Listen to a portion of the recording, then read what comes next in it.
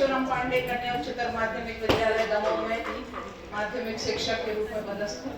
आप सभी के सामने हम यहाँ पर देख रहे हैं मानव में व्यवस्था, मानव में और शरीर के सह अस्तित्व के रूप में। आगे बढ़ते हुए तो जैसे इसमें हम सबसे पहले चाहना की बात करेंगे कि चाहना में हमारा लक्ष्य क्या है? सुख समृद्धि और सुख और समृद्धि की निरंतरता। मतलब हमारे मानव जीवन का यही लक्ष्य है कि हम सुखी होना चाहते, समृद्ध होना चाहते, लेकिन ये दोनों चीजें हम काय में चाहते हैं? निरंतरता में चाहते हैं। हमें थोड़ी थोड़ी सी भी चाहिए, हमें लगातार चाहिए। ये हमारी चाहना है और हम इसको लक्ष्य मान के चलते हैं। आगे जब बढ़ते हैं तो अब हमें यदि लक्ष्य माना है तो हमें लक्ष्य को पूर्ति करने के लिए कोई ना कोई कार्यक्रम बनाना होगा। तो हमने यहाँ पर ये कार्यक्रम यहाँ पर बनाया।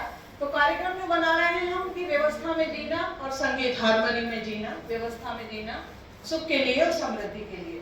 तो ये जो व्यवस्था है, ये 4 तरह की व्यवस्था हम यहाँ पर देख पा रहे हैं, आप लोग भी देख पा रहे हैं कि सबसे पहले जब हमें कार्य करना है व्यवस्था में तो हम यहाँ देखते हैं पहली मानव में व्यवस्था, दूसरी हम यहाँ पर देख पा रहे हैं परिवार में व्यवस्था, तीसरी देख पा रहे हैं समाज में व्यवस्था और चौथी जो है वो प्रकृति और अस्तित्व में व्यवस्था।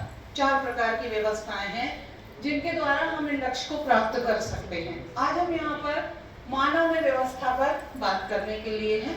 सब लोग हम आपस में मिलकर चर्चा करेंगे।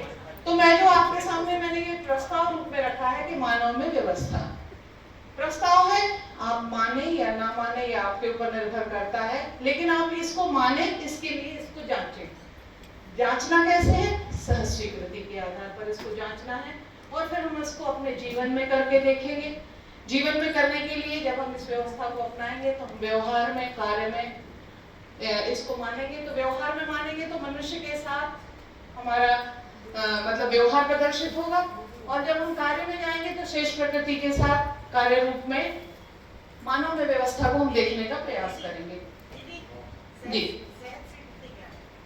सहज स्वीकृति जिसको आपका मन स्वीकार करे, सहज रूप से आप मानना चाहें, वो सहज स्वीकृति है। हमने आपके सामने प्रस्ताव रखा कि हमारा जीवन का चाहना जो है हमारी वो सुख समृद्धि की है। तो क्या आप इसको सहज रूप से स्वीकार करते हैं? आप भी चाहती हैं। मैंने आपके सामने प्रस्ताव रखा कि आपके जीवन का लक्ष्य क्या है? सुख। क्या आपके जीवन का लक्ष्य सुख है? आप ये मानती हैं सहज स्वीकृति? तो जिस चीज को हमारा मन सहज रूप से स्वीकार करना चाहे, हम उसमें विरोधात्मक भाव में ना आए, वो सहज स्वीकृति है। दीदी क्वेश्चन है जी, संगीत क्यों लिखा है इसमें? जैसे मैं पहली बार कर रही हूँ। जी जी, तो संगीत का संबंध किससे है और व्यवस्था? जब हम जी बिल्कुल, जब हम व्यवस्था में जीने लगते हैं, मतलब हमने लक्ष्य बनाया, कोई भी सुख समृद्धि का लक्ष्य बनाया, वो हम चाहते हैं। फिर हमने उस पर एक कार्यक्रम बनाया कि हमें ये चीजें कब मिलेंगी? जब हम व्यवस्था में जिएंगे। हार्मनी मतलब होता, संगीत मतलब वो अवस्था जिसमें कोई विरोधी भाव ना हो। हम संगीत में जीने लगे, मतलब हम एक आनंददायी स्थिति में आ जाएं। उसको अंग्रेजी में हार्मनी, हिंदी में संगीत की अवस्था कहते हैं। तो ये सुख जो है हाँ, संगीत में है, तो मैं के लिए है कि सभी के लिए? मैं बताती हूँ आगे हैं हम इस बात पे। ठीक है, देखिए यहाँ पर ये आपके सामने प्रस्ताव है सर। देखिए ये आपके सामने प्रस्ताव है, जरूरी नहीं कि मैं आपको एक्सप्लेन कर पाऊँ, ये आपकी स्वयं की बुद्धि भी है ना। ये प्रस्ताव रूप में है, बिल्कुल आप माने या ना माने। तो ये आपके सामने सर देखिए प्रस्ताव आ गया है और आगे बढ़ते हैं। आप देख रहे हैं यहाँ पर ह्यूमन बीइंग जो है, मानव जो है, वो मैं और बॉडी दोनों की कोएग्जिस्टेंस माने सहअस्तित्व में रह रहा है। तो हम पहचानने के लिए कुछ क्राइटेरिया बनाए हैं हमने, उसके हम पहचान करने के लिए कुछ क्राइटेरिया बना रहे हैं। जैसे सबसे पहले आवश्यकता पे जाते हैं। हम आवश्यकता में देखते हैं कि हमारा शरीर जो है, हम सुबह उठते हैं, हमें भोजन की कुछ न कुछ चाय वगैरह हम सबकी आवश्यकता होती है। हमने नहाया धोया पूजा पाठ किया, हमें फिर भोजन की आवश्यकता होती है। अभी जब हम शाम हो जाती है, हमें फिर रात में खाने की आवश्यकता। तो भोजन, कपड़े, वाहन और बहुत सारी चीजों की जो है वो हमें भौतिक रूप से आवश्यकता होती है, वो मेरे शरीर की आवश्यकता है। लेकिन जो हमारा मैं है वो सुख चाहिए। जैसे सुख के लिए हमें सम्मान चाहिए, हमें स्नेह चाहिए, वात्सल्य चाहिए, प्रेम चाहिए। ये सारे जो भाव हैं जिन्हें शायद हम महसूस कर सकते हैं, लेकिन हम यहाँ पर देखते हैं कि ये जो हमें आवश्यकता है ये कब कब चाहिए, किस समय पे चाहिए। तो शरीर के रूप में जब हम यहाँ पर देखते हैं, ये यहाँ पर देख रहे हैं हम शरीर में, तो ये सामयिक है, मतलब हमें एक निश्चित समय के लिए यहाँ चाहिए है, और मैंने देख रहे हैं कि निरंतर चाहिए। मतलब यदि कोई आज हमारा सम्मान कर रहा है तो हम चाहेंगे कल भी सम्मान करें, और हम उस सम्मान को बरकरार रखने के लिए अपना व्यवहार उस तरह का करेंगे। और आगे जाएंगे तो मात्रात्मक रूप में देखेंगे तो ये क्वांटिटी सीमित होती है इसकी, कि खाना हमें एक निश्चित मात्रा में चाहिए, बहुत ज्यादा नहीं। और भाव जो है ये गुणात्मक, मतलब इनको तोला नहीं जा सकता। हम ये नहीं कहेंगे हमें 1 लीटर सम्मान दे दो या 250 ग्राम विश्वास दे दो, कि हम इस तरह नहीं कर सकते।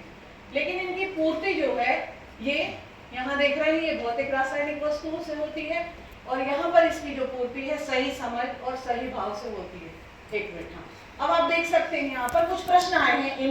ये जो हमने आपसे बात की, इसमें कुछ प्रश्न आए। ये दोनों जरूरतें अलग अलग प्रकार की हैं या एक ही प्रकार की हैं? अलग अलग है। तो क्या दोनों महत्वपूर्ण है? दोनों ही महत्वपूर्ण है, क्योंकि हमें शरीर की भी पूर्ति करना है और मैं की भी पूर्ति। क्या हम दोनों को पूरा करना चाहते हैं? तो दोनों में आप किसको वरीयता देंगे? मैं कुछ परिस्थिति आपके सामने रखती हूँ, छोटी छोटी परिस्थिति है। मैं पहली परिस्थिति, 2 दोस्त हैं।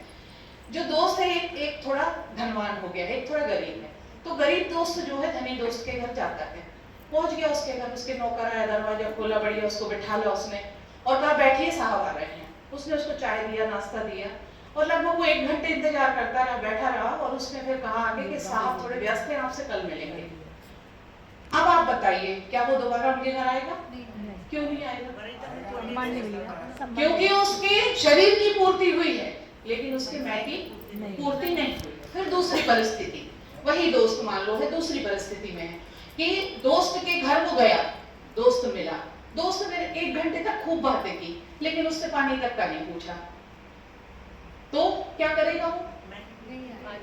नहीं, वो पानी मांग लेगा कि भाई तू 1 घंटे से बात कर रहा पानी, लेकिन उसने मांगा क्यों?